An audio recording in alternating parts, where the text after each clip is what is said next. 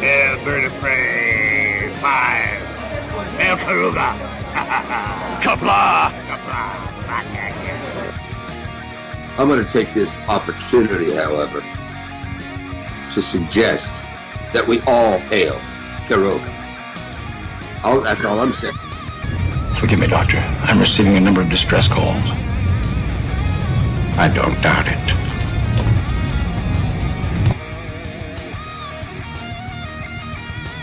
Y'all remember to tip your waitresses. Have a mighty fine night. If you come in peace, surrender or be destroyed.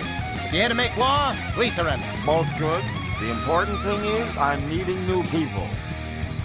When the appointed hour arrives, the Marauders will deactivate their cloaking devices and begin transporting Klingon shock troops directly to the landing zone. Landing zone? Where? Tell me. Why not? Your feeble weapons will be useless against us. We will kill all your males and take your females to mate with. All right. Now the Federation's taking over, whether you like it or not. You people, you've been running this planet like a piecework factory. From now on, it's going to be under one roof. You're going to run it like a business. And that means you're going to make a profit. Look at these 3 words written larger than the rest, with a special pride never written before or since. Tall words, proudly saying, "We the people."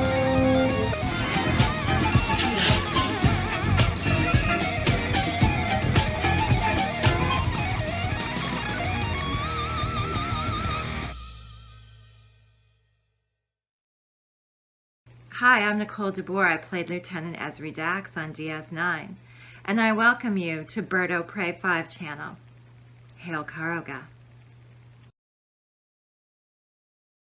Hello world, it's Bird O' Prey 5, Qapla, and welcome to Enterprise Wednesday for September 13th, 2023. And I know we've had a rocky Wednesdays, rocky restart of Enterprise Wednesdays, but we're back here again. Today we're at Season 2, Episode 17, Canamar. I believe that's how it's pronounced. Today's episode originally aired February 26th, 2003, and it's an episode where Archer finds himself Archer and Tucker, I believe, find themselves on a prison transport that they have to find their way out of an alien prison transport. I remember it as a good episode. We'll see if it proves to be a good episode. Apologies.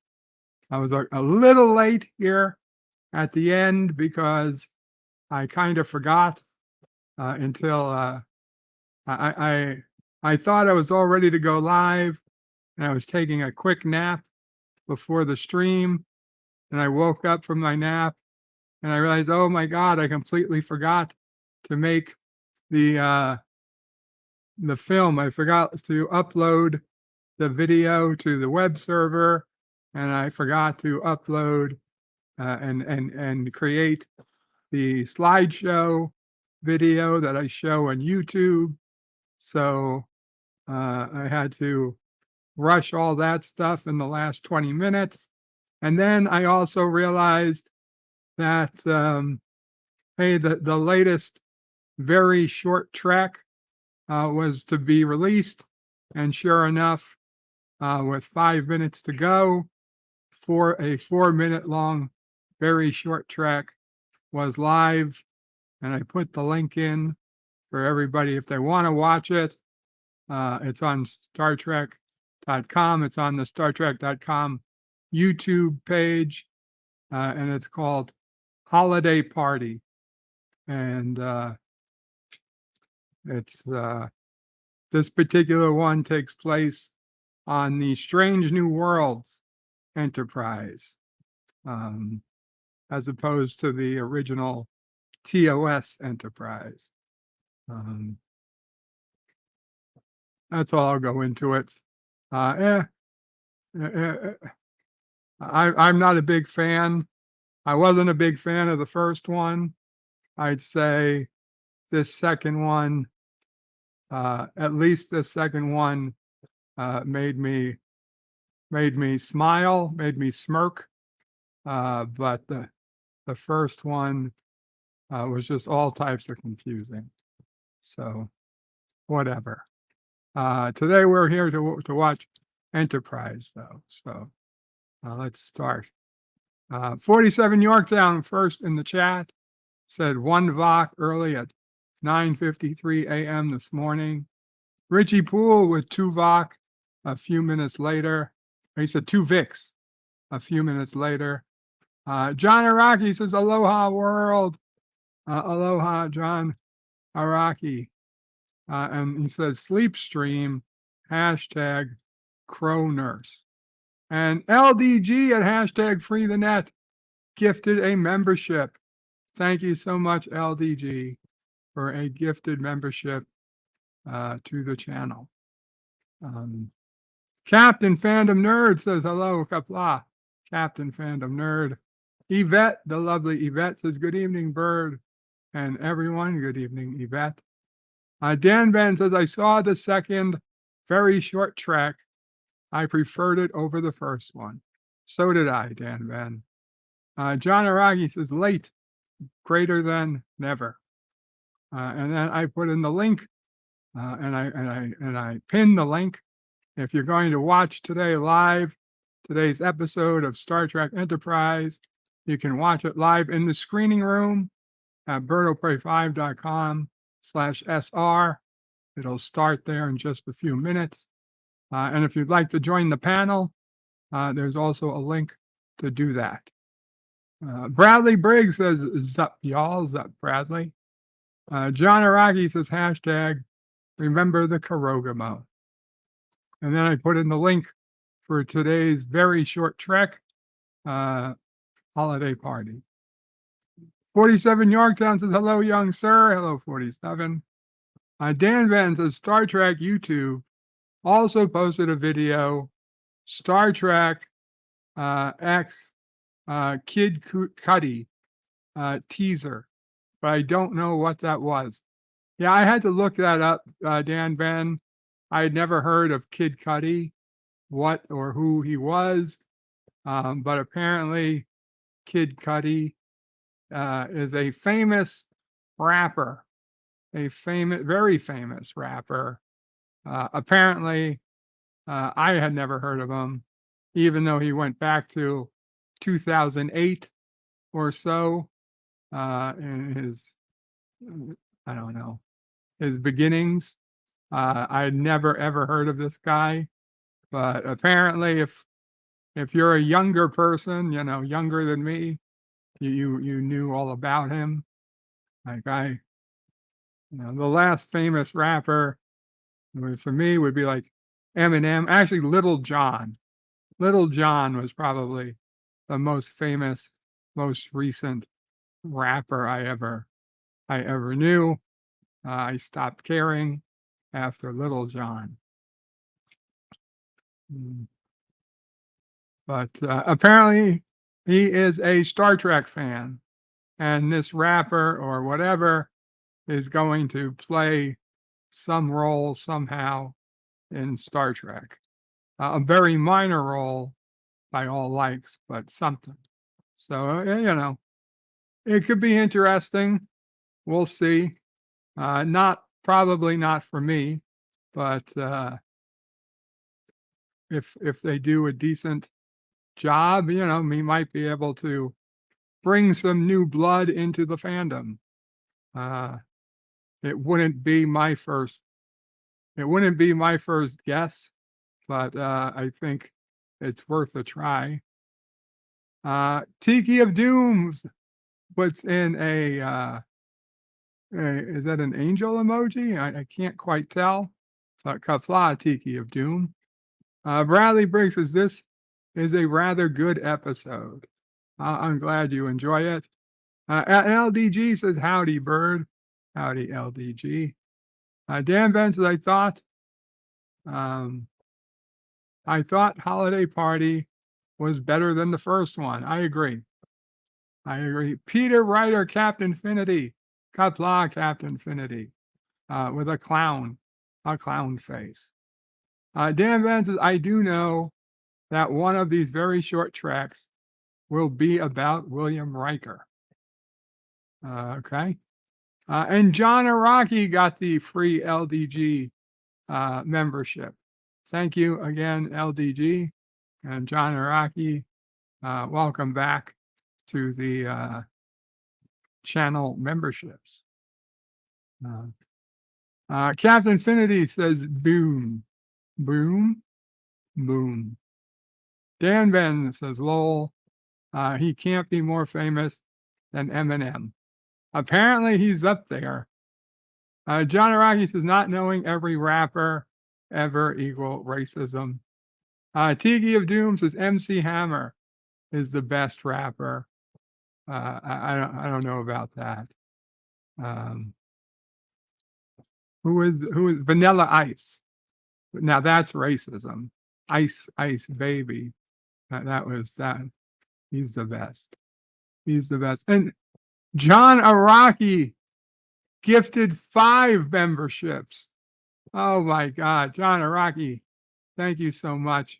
5 new memberships are out there, guys, for YouTube to dispense as YouTube sees fit.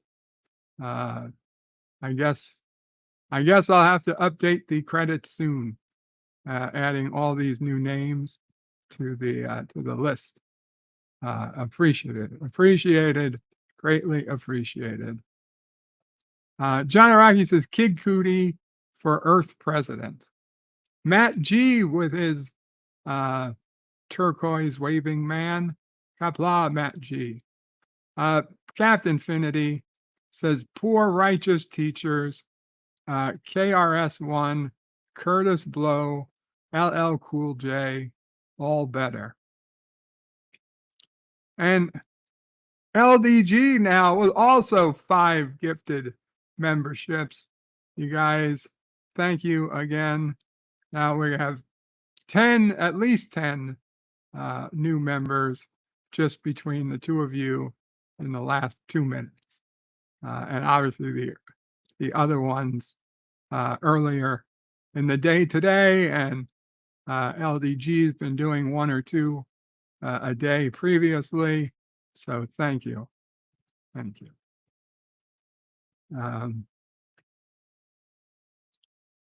do we got? Matt G says hello. John Araki says thanks for the membership to LDG. And Matt G got a gifted membership from John Araki. John DeMarco got a John Araki. Mark Rolston got a John Araki. Fodder Stomp got a John Araki. And Resolute Germ got a John Araki membership. And John Araki put in all the custom emojis. Bradley Briggs says, holy F. Captain Finity missed out again. See, I'm sorry, Captain. It's YouTube. YouTube makes these hard choices. And some people, depending on your YouTube account, you may not be eligible. Like even me, I would not be eligible on someone else's channel for a free membership because I'm using a brand account.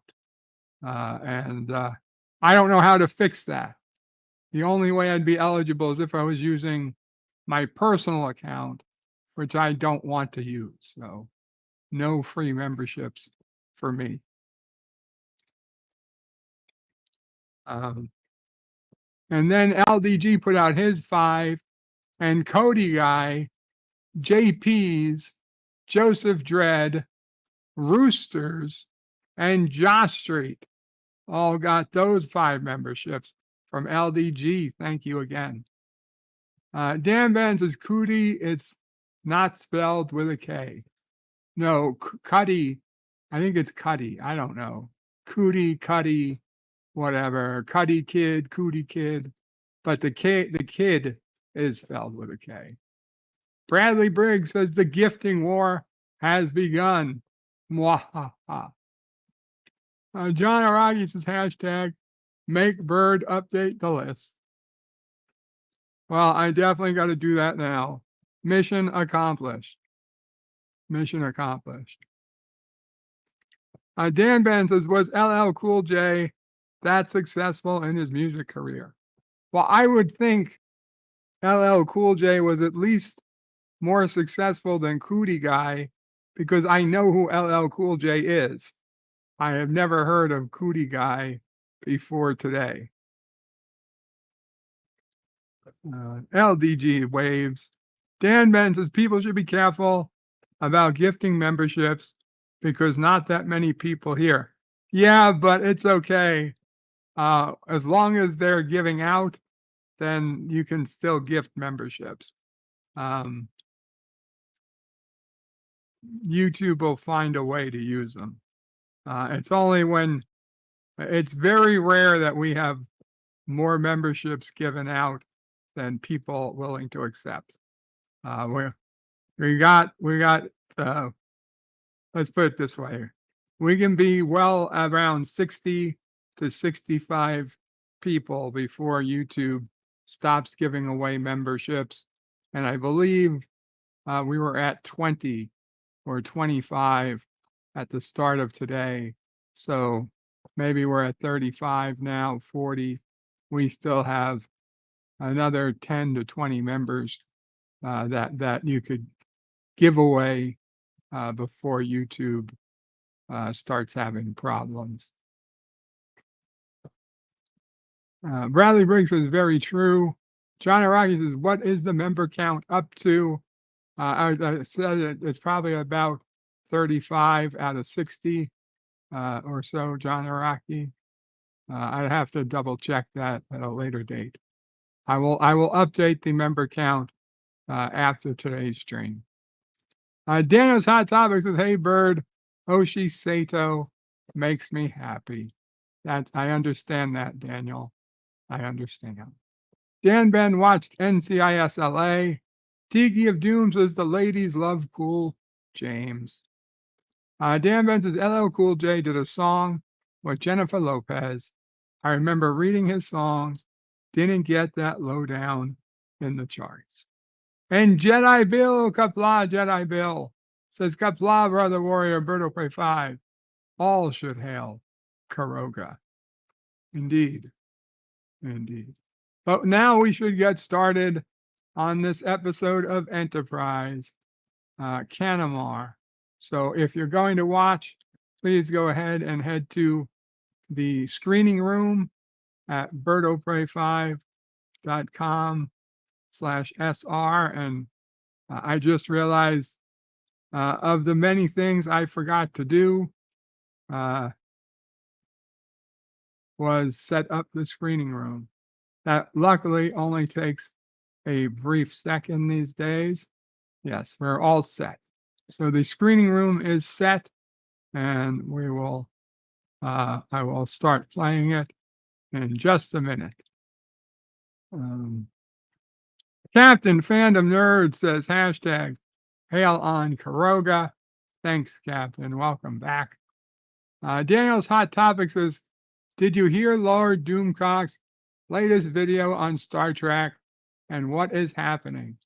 I think so, Daniel, but I don't know what the latest. If there was a video out today, then I didn't see it.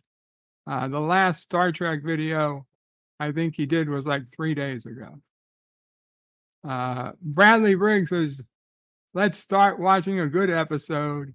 A very good episode, indeed. Dan Ben says, maybe species you might not realize are in this episode. Very possible. And Daniel says, all hail our future ruler of Earth, Lord Doomcock. Absolutely. And now, I mean, here's the thing. He may have Earth, but just to be clear, Kuroda supersedes Earth. Okay. Greater Kuroda stretches beyond the furthest star. Okay. The visible universe, the 13 billion light years that we can see in every possible direction from Earth, is peanuts compared to Kuroda. Remember, Kurogan scientists sent beagles back from the distant future to save the galaxy. The Kurogan empire not only covers the Earth, not only covers the night sky, but is beyond the distance that light can travel. So it covers parts of the universe that by definition we won't even know exist. But Doomcock can get Earth, of course. Doomcock can get Earth. But Kuroda never ends. Kuroda is greater than Earth. Exactly, Captain. Okay, so headed over to the screening room. I'm going to count down. I will hit play, and we will get started.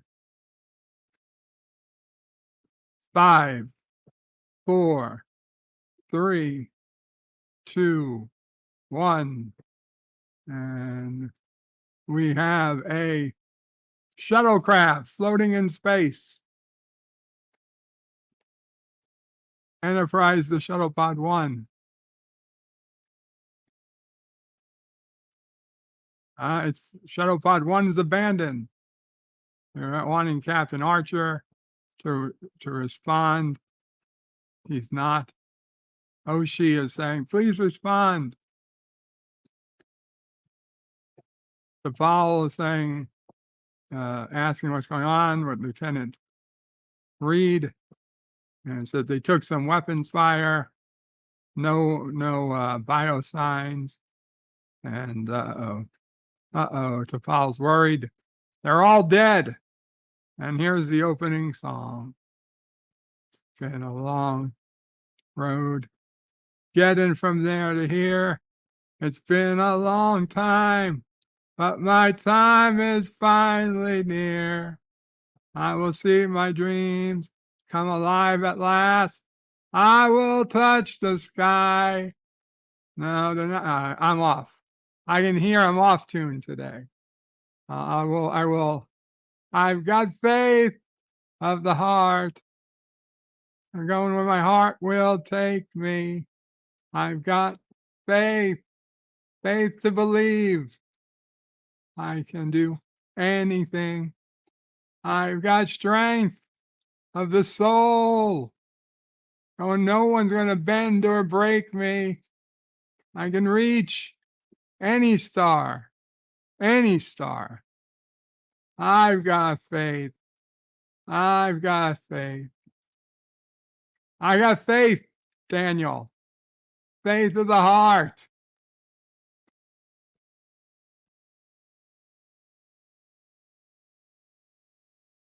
And the Random Menace is greetings from the future. Sleep is overrated. Qapla, Random Menace. Indeed it is. Sleep will be overrated for the next several years. John Araki says no panel. John, I have the link up. If anybody wants to join the panel, it's there. But apparently not today. Yes, Mamo Pray. Mamo Pray is interrupting. Yes, Mamo Pray. You said sleep will be overrated for many years. Yes. No, he has a daughter. He will never get solid sleep again. You know, that's it. Okay. Yeah, you picked the wrong sex, Random Menace. If you had a son, you would have got sleep in 18 years. You have a daughter. You're not well. You would have got sleep in 18 years and then maybe not after a while, but as a daughter, no more sleep for you.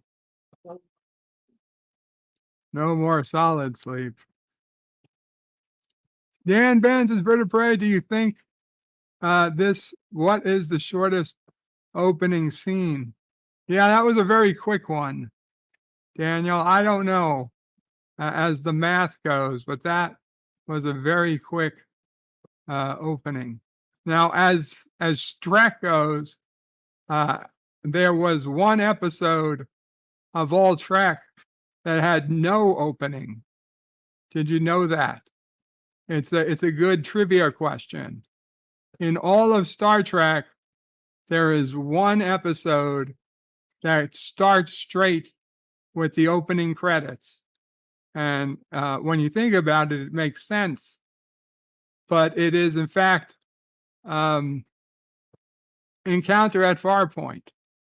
Encounter at Farpoint, the first episode of TNG, there's no opening. It just starts immediately with the credits. Every other episode of every other Trek, there's been an opening. And Captain, Fandom Nerd, welcome, Captain.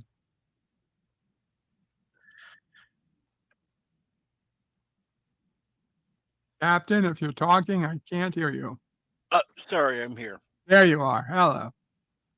Thanks for coming up. You're welcome. So it turns out that they're being accused of smuggling. Archer and Trip are there. It's clear some of these people are actually criminals, but it's always unfortunate when you get thrown in with the bad guys.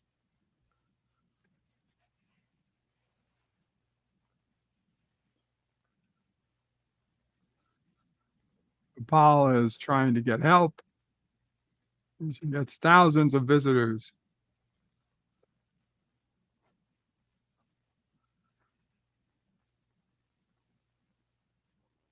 He can't help. His offices are too busy. At least let's send a description, maybe.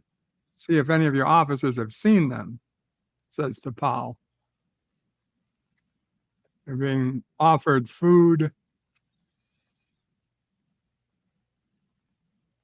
gruel. I mean, it might taste good. You don't know that it doesn't. Doesn't look like it smells very good.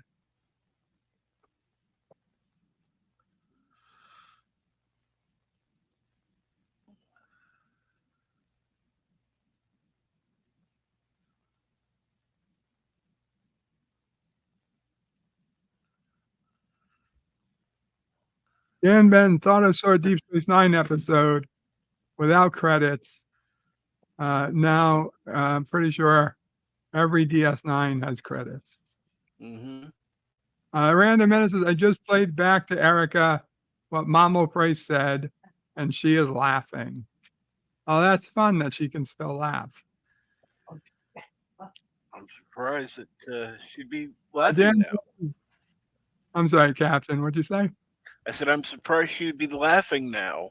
Yeah, I'm surprised too. Dan Ben says the things hanging from Zamas's face are artificial fishing lures. Oh, those are Nausicaans? Yep.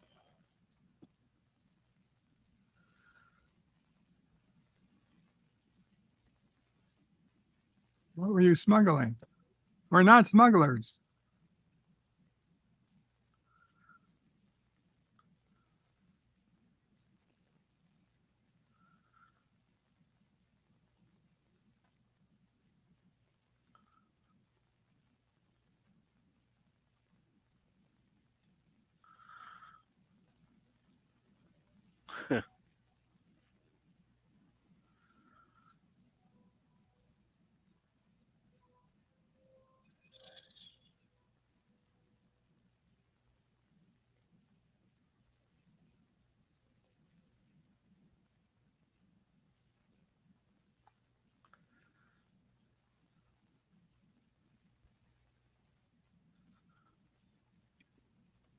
It's ridiculous that they were arrested, but they left the shuttle in orbit or in space.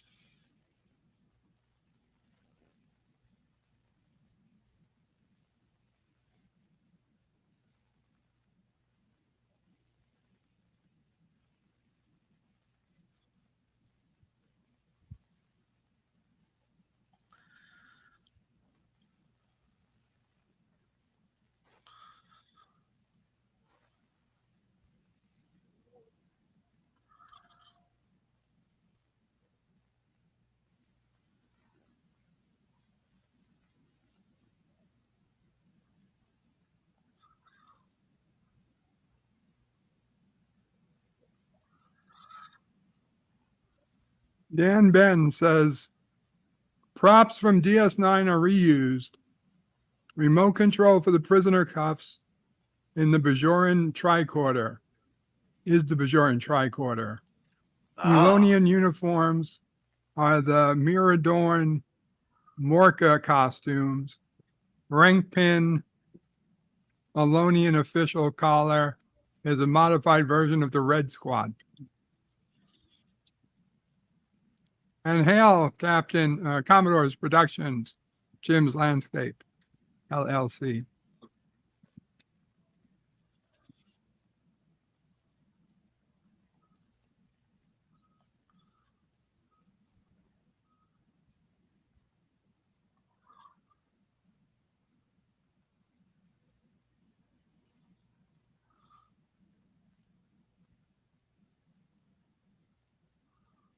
Random Menace says, in Europe, not only is no season 4 of Lower Decks available, even season 3 is missing. So he used the Jack Sparrow network for season 4. Also, check out the very short tracks, Joseph. They season episode 2 dropped today.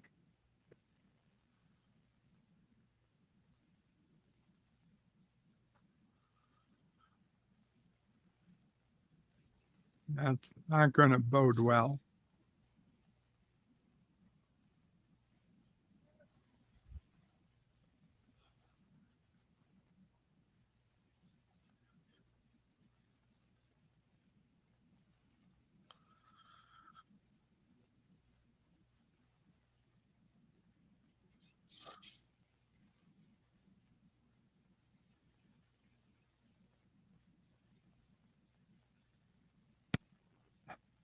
Random Minutes, very short tracks are official Star Trek produced animated shorts in the style of the animated series, but are non-canonical, but are supposedly funny, supposedly humorous short tracks. They bring up stories and characters that are dead or moved on. There's been 2 so far. Each one is like 4 or 5 minutes long. You can watch them on StarTrek.com YouTube channel. I posted the link for today's a little above.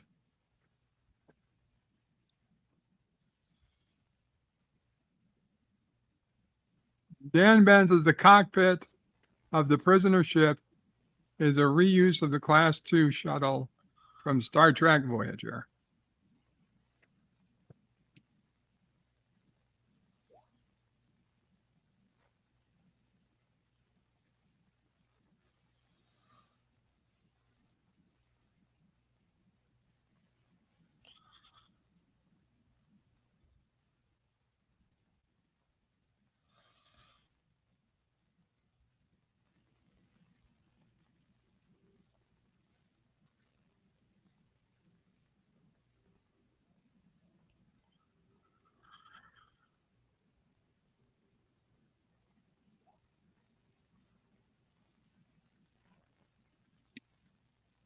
And for anybody who was in the member stream yesterday, I played the Bed Life theme that Piano Dean had made all those years ago. Yeah, the reason why I don't play it is because as soon as it was over, it got flagged for a copyright match. They didn't take it down, but they took ownership of the stream. I'm disputing it, and I may or may not win, but I can't deal with a dispute on every single video I put up. So that's why I don't play it on every stream. I knew there had to be a good reason.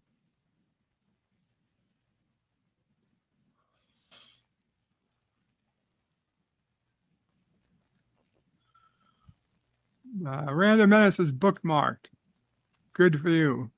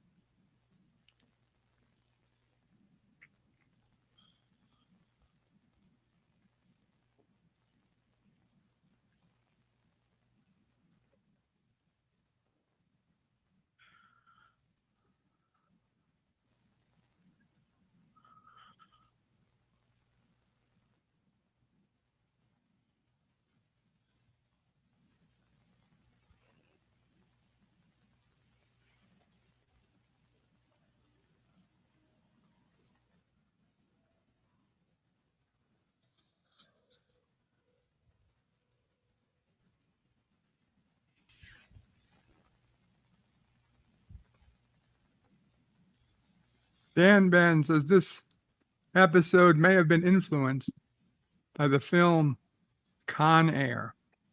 I remember that. It was a good movie.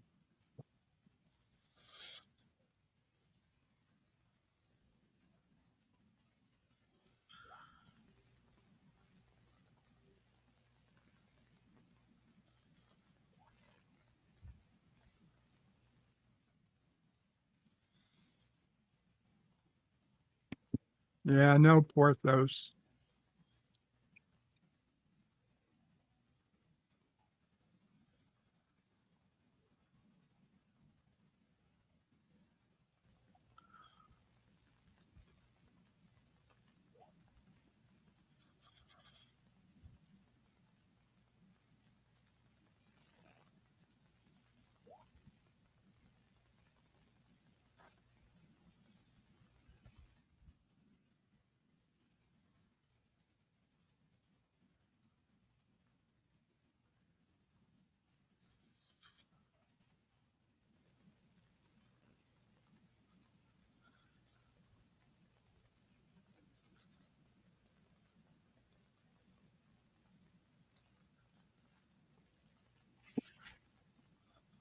The Random Menace says Con Air was a good movie. It had a good genesis, but it blew up. Har, har, har. And Admiral Teague, Qapla Admiral Teague, with a $3 super sticker of the pear guy, the thumbs up pear guy.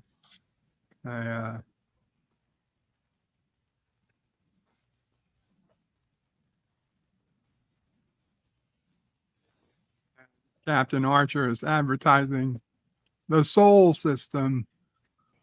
And welcome Admiral Teague to the panel. Hi, nice to see you guys. Hello, Captain Fandom Nerd. Hey, Admiral.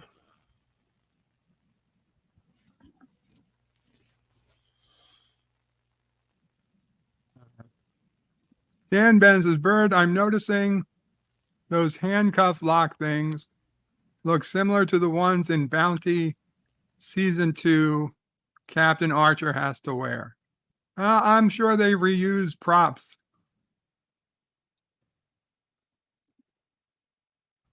How you doing, Admiral? I'm doing real well, especially Good. now that I'm here with my pals, watching my favorite sci-fi TV show.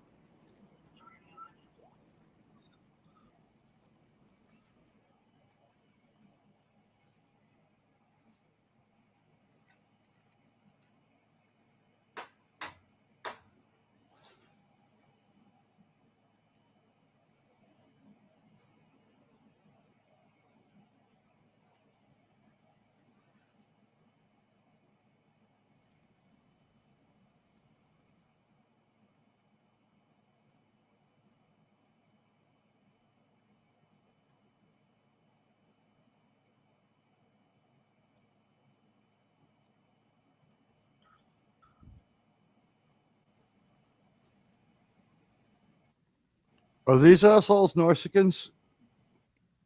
That guy is a Nausicaan, I believe. Not all of them. I don't remember this one, and I don't remember these aliens. Yeah, it's a whole bunch of different aliens. They're on they're in a convict transport that what, like Con Air? Exactly like Con Air. But yeah, then it got taken over by the aliens that are trying to escape. Why can't they just go to prison? You know, come on. Haven't they caused enough problems? They do go to prison, or at least earlier in season they did. They ended up in a Suliban prison. Well, you know, if you're going to be in jail, Suliban jail isn't as bad as the Klingon one. That's right. They were in Klingon jail too. We've seen a couple of Klingon jails. The Klingons have a good deal of jails. We see at least 2 or 3 in our time watching 66 to 05. Pente. They were at the same prison that Kirk and McCoy end up in Star Trek 6. Right. Yep. We got two biomes there, right? A horrible cave and a horrible Hoth-like surface. As far as I can tell. Bradley Briggs says, pay really close attention. You start noticing extras and actors that look very familiar from other episodes and series. Indeed. And clobbering times. Hey, hail, sir. And panel. I deeply appreciate that they had the backup actors. When we watched New Trek, the absence of any crew on any ship had to be explained with a really dumb line. We did it 7 or 8 times in 10 episodes. Oh, yeah, we're going to let our crew off so our ship can work more efficiently. But why do you even have one?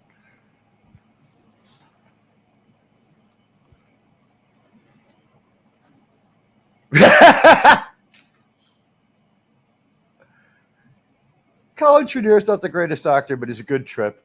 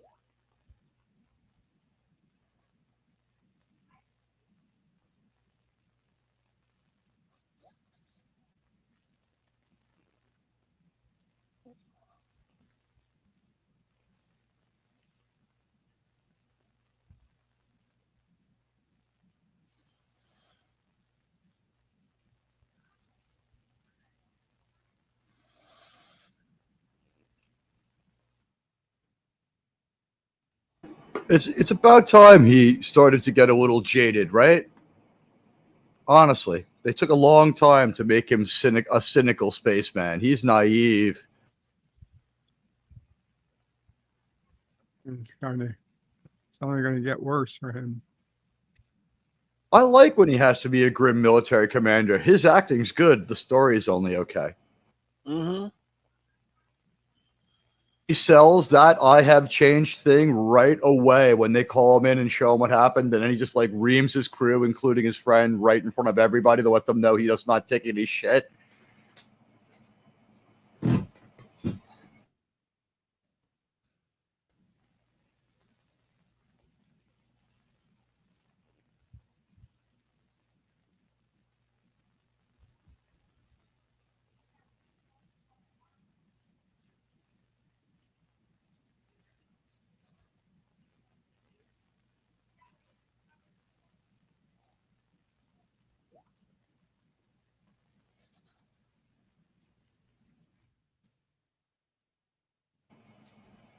I would wear that jacket that Tripp's got.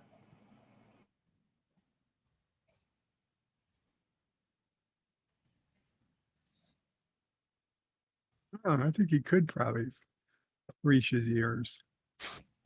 Well, he can walk down the street in this outfit. I mean, this is not a very futuristic outfit, but I think we're seeing like the real Trip. Like he has the heart of a World War II fighter pilot kind of aviator. You know, look at his jacket.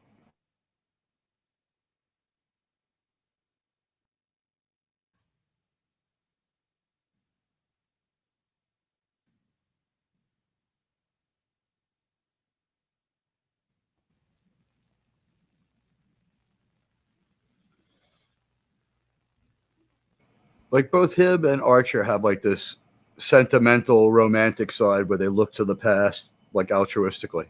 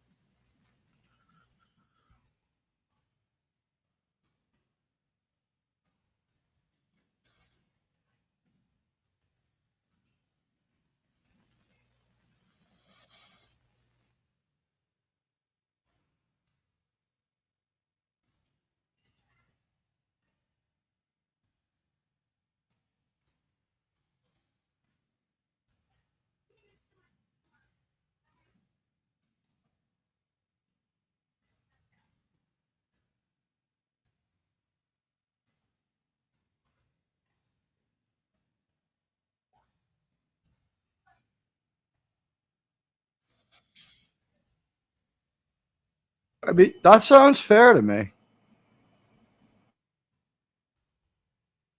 Archer's just such a liberal.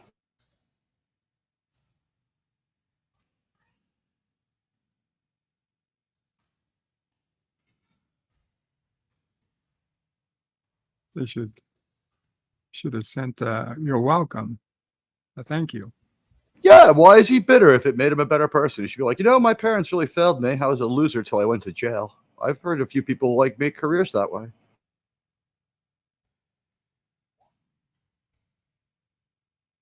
Wrote a book. You could write a book. You could become a professor at a college and run an experiment on incarcerations.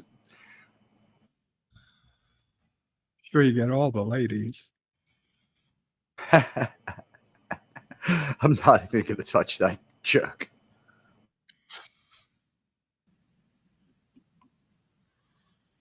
That's a joke on a rope, so to speak.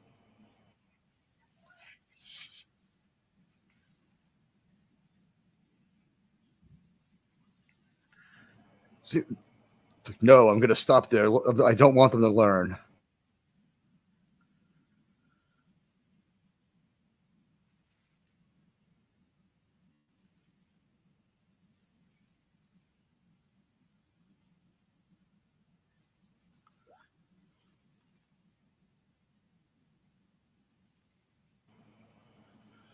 They're criminals anyway.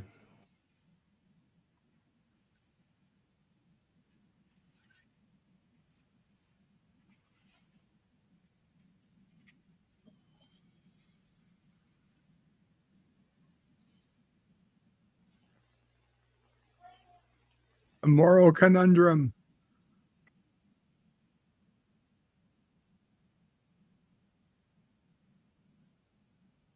Bradley says that the guy talking to Archer was in Voyager.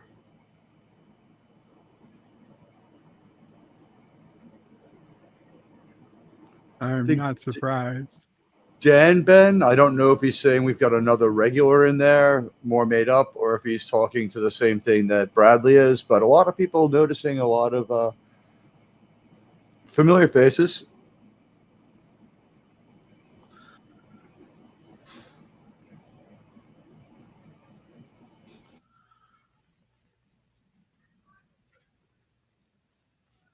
That's, I guess, so no one can beam people off.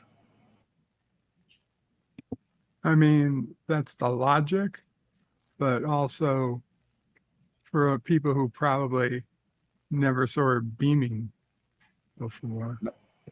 People might be coming trying to take like street justice or space street justice on these criminals too. I guess it doesn't fly in the face of Star Trek reason, you know? It's just a strange thing. Oh, of course, the prison ship has our best resources. It's like, huh?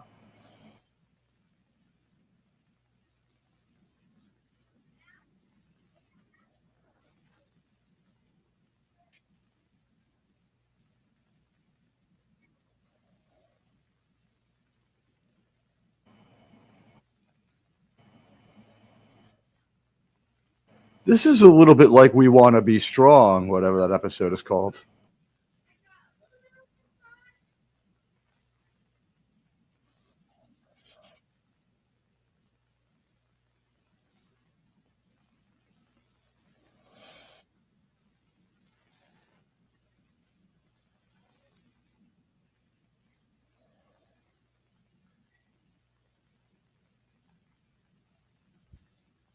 I'm just swooning right now.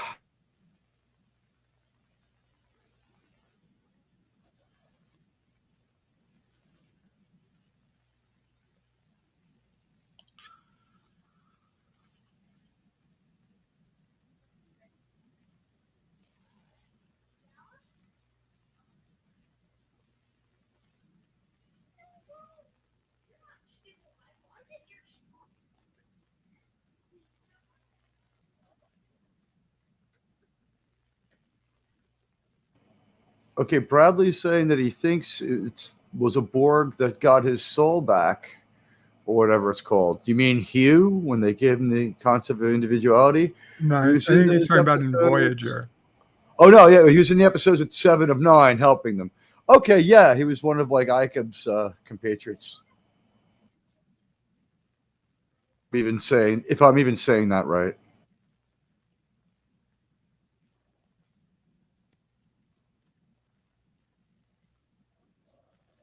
Dan Ben says there's a Star Trek Voyager episode, season 7, where they rescue a prison ship and have to put the prisoners into prison cells in cargo bay. Yeah, I remember that episode. Dan Ben. That's a good Voyager episode.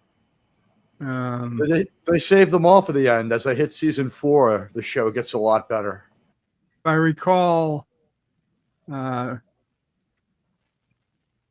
one was scheduled for execution, and there was this whole big debate over how it's the victims of the families that determine the fate of the prisoners, and Federation morality comes into question. Now, is this a commentary on how you can lock up a bunch of aliens, but the most dangerous one will always be the human? Should be. He's the Nicolas Cage of this Con Air.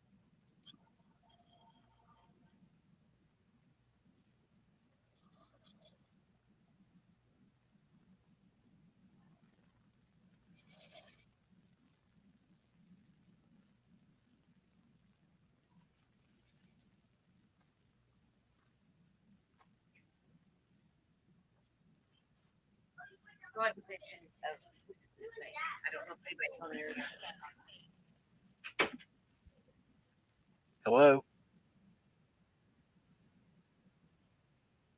I hear you. Surprise Travis comes in with them. I mean, he's not really. Yeah, bring security, right? Like, why bring your train now? Although they're in a very bad navigational situation, maybe he's there to save the ship. Yeah, but he should be staying behind, not on the front lines. Could have easily got shot. I agree, but ship out of danger. Kind of a Star Trek theme.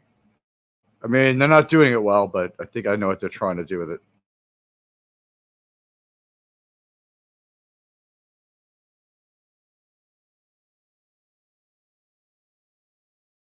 That was another one where they should have had like 5 guys with phasers jump through the door first, and then people who had some critical. He's running around with a rifle and everything. You're right.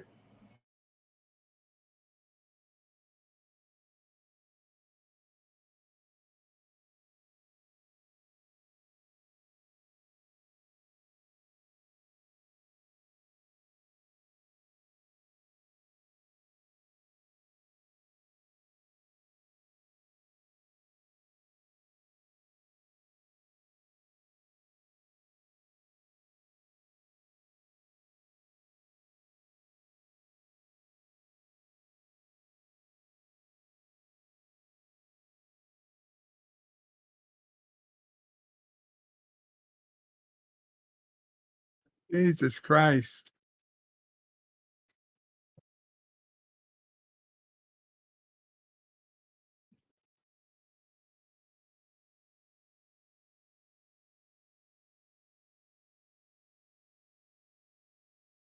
Should have shot him and re-stunned him.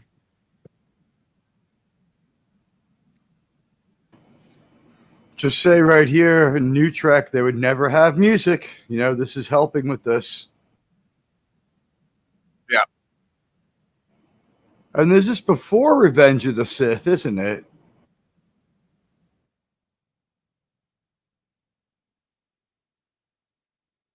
It's 2003. So. Yeah, I think 2006. Revenge of the Sith a year or 2 years later, right?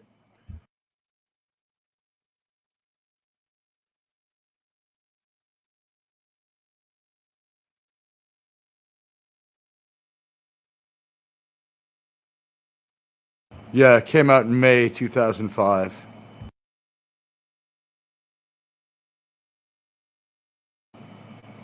This visual started wheels turning at Lucasfilm. Ah,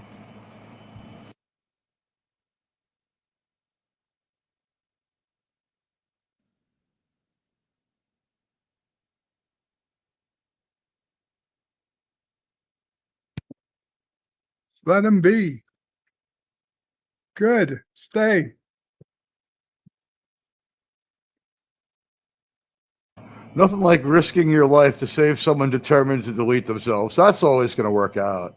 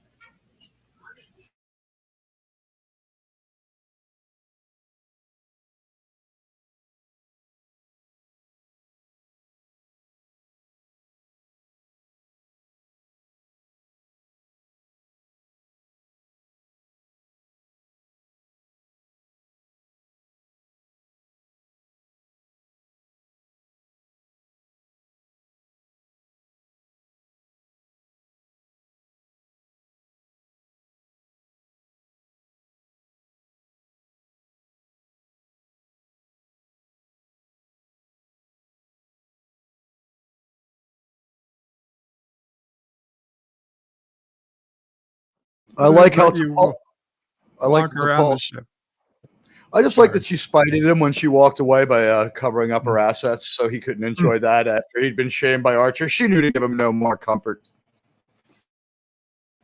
In the meantime, we'll just let you think about what your people did, and you have free access to our ship to walk around and make any find any secrets you want to find and report them to your people without talk to the chef. We just assume you'll talk to the chef because that's all we ever think about. This is a good episode, though. It mostly made sense, unless I missed something up front that was really bad. Well, I enjoyed that. It was good. Yvette says, thank you, Bird. You're welcome, Yvette. Dan Ben says, did anyone just hear that screaming noise? Not that I heard. No, that's not bleed over from my mic.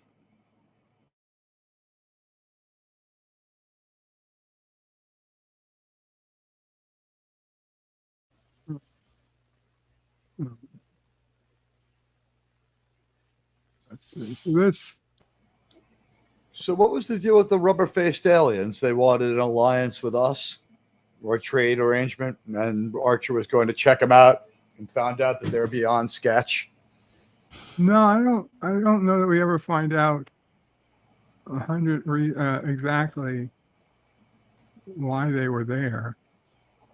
Oh yeah, he had gone to the Enolian homeworld. I don't know why exactly, but they were mistakenly identified as smugglers. Things went badly from there. It was still a really good episode of Enterprise. It had pretty good visuals. The ships were well conceived. Archer was like consistent with the Archer we know, like right along where he's supposed to be at this point in the series. He's starting to get a little fed up with the fact that he himself is so naive.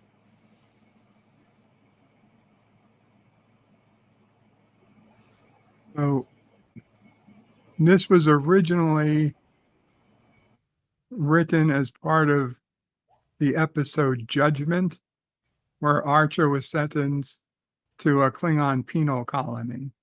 which happened to be Aurora Pente. But Brannon Braga liked the fact of Archer on a prison transport concept so much, he wanted to make it into a separate episode. And it eventually became this one. I applaud that decision because Star Trek should be episodic, and Enterprise has a couple of two-parters and stuff, and that's fine, but that's about as far as you should go at Star Trek. Like the 3-episode arc is beyond the maximum, and I don't know if we did it until we got to these new 10-hour meandering, terrible stories. Like, to me, good Star Trek's about an hour-long episode, so breaking that into 2 stories that could stand alone, to me, I like it. Well, there have been definitely 2 and 3 hour stories in Trek at this point, and I think for the most part they were okay. But yeah, what's the 3 outside the movies? Like, yeah, no, DS9. DS9 had several 3 hour. They went 3 arcs, a few times. And 3 is the maximum to me. Anything beyond that, I think, is gratuitous and un-Trek-like. It should be 1, honestly. You can call back to another episode if you don't make it too serialized, but you know what I mean? Like, I like it episodic. I understand, but I mean, Way of the Warrior of DS9 is a 2-part episode, and I'd say it's arguably one of is that Dax and Baltar going at with the other Klingons going after the Dick Klingon who killed someone's son? No, that was a single episode. No, Way of the Warrior is the season premiere of season 4, and it's when Worf joins the cast. All right, I mean, that justifies having more episodes, but like I said, to me, Star Trek is like about an hour episodic TV show. Most, 2-hour two-parters, I came to accept them. They go all the way back to the original series.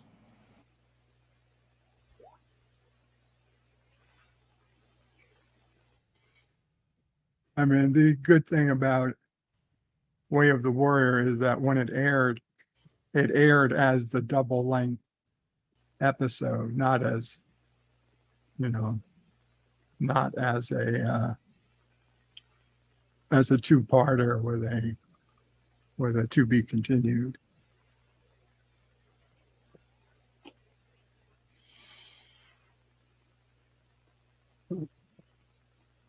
Okay.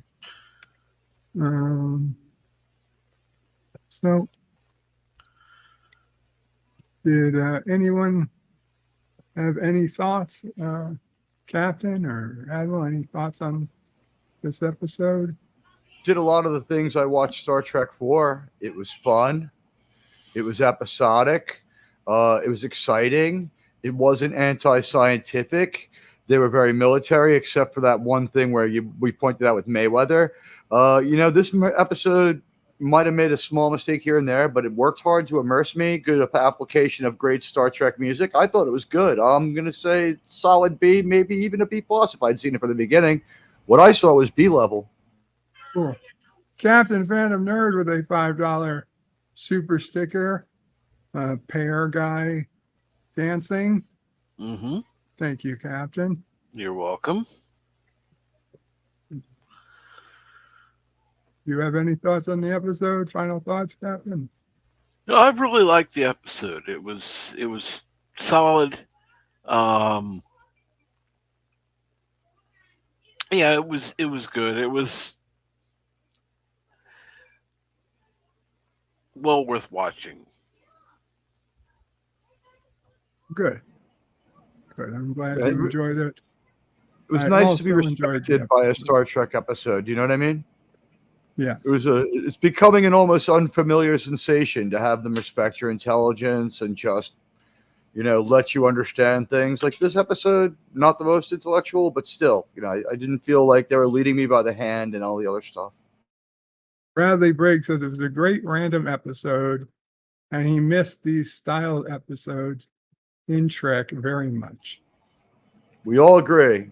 That's a very good point. Dan Ben says it finished quickly. Yeah, I mean, I mean, well, we call it an hour episode, but in reality, it was 42 minutes, 50 seconds of actual content. Would you say the trade-off was to build up our antagonist enough to make him seem like someone we like not only wanted out of the picture but felt good about not liking? You know what I mean? Did they shortcut to the end to give more time to the bad guy? That's how it seemed like it was going.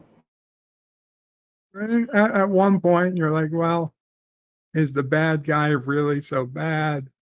Did he grow up? Is it just a victim of circumstance? But then by the end, and he's willing to let innocent people die. And you realize, no, he really is an asshole. Right. He's not traumatized. He's the ruthless jerk.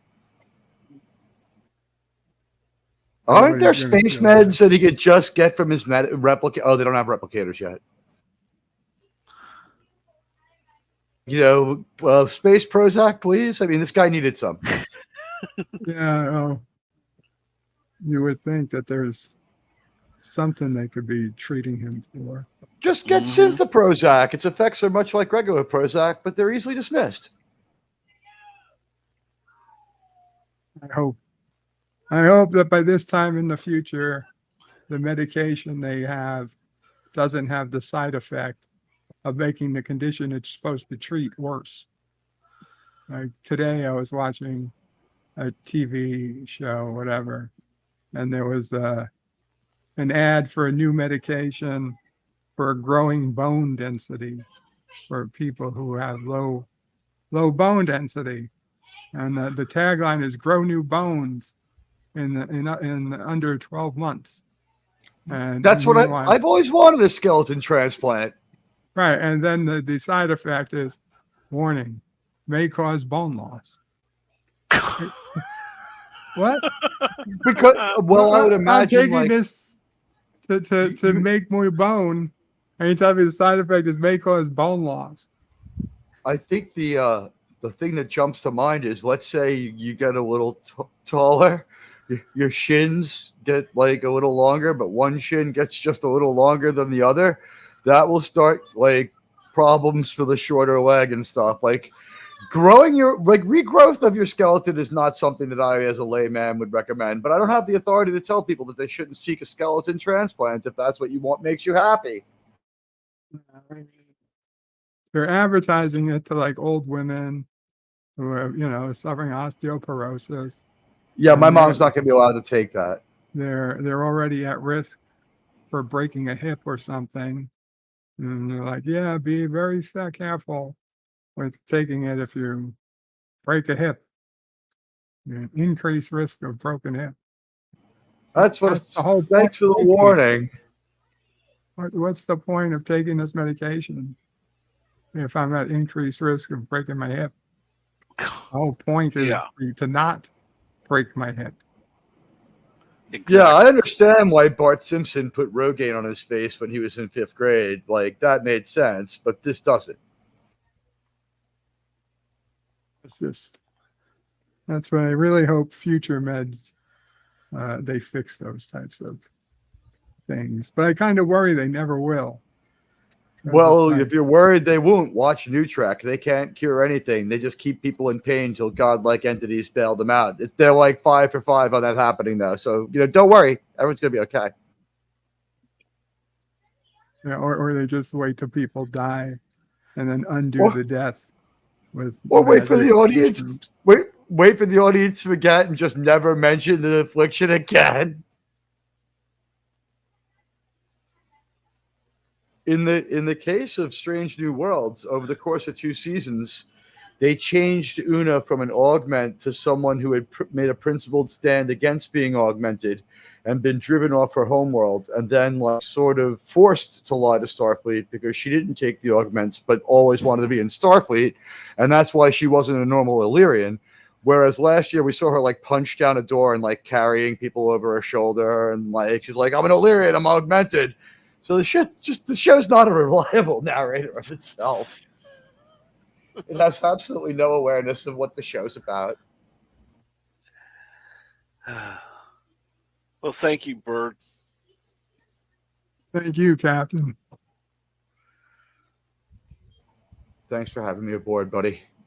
Thank you, Admiral. Yeah. So Bradley Briggs says, medication these days, medication these days be like lifesaver pills. Try today, warning side effects may kill you. Absolutely. There's some I can't understand. Like my friend had eczema on his upper arm, and he's like, I'm taking these pills, and now I can finally wear like a tank top. And I'm like, so like it was just on his upper arm. And I was like, he's like, I was in a commercial. Check it out. It's like, it was just like a web commercial. So it was a link, but I watched it. And at the end of the commercial, it still had to list all the possible things. It's like to get rid of like the eczema in his upper arm is like increased risk of like liver cancer, brain cancer, bone problems, like every bad thing, like heart palpitations, like everything. Like he was like, I never felt so good about it. I'm like, you don't feel like a little weird about those decisions? He's like, no, I'm great. I'm like, okay. Everyone's got to do what they think is right, I guess. Yeah. Okay, guys. Thank you all for hanging out. We'll be back again, hopefully, next Wednesday for episode 18. Which is The Crossing. They have to, a huge alien vessel overtakes Enterprise while crossing a vast, empty void of space.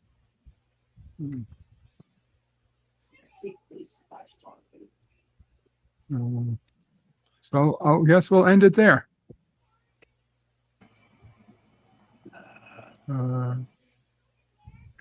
Any last minute things? Any guys got streams coming up or anything? If anybody's around tomorrow, myself and hopefully Captain Phantom Nerd will be with me. We'll be watching episode 3 of season 1 of Yellowstone 1923. It's got Harrison Ford. It's pretty good. We've enjoyed it so far. We're looking forward to episode 3. Or at least I am. Yeah. I hope everyone will join us. We'll be on about 4 o'clock Eastern Standard. It's so far been surprisingly good. It's strange to review good shows. Very cool. Very cool. Okay, guys, then Qapla All, Bird and Penal out.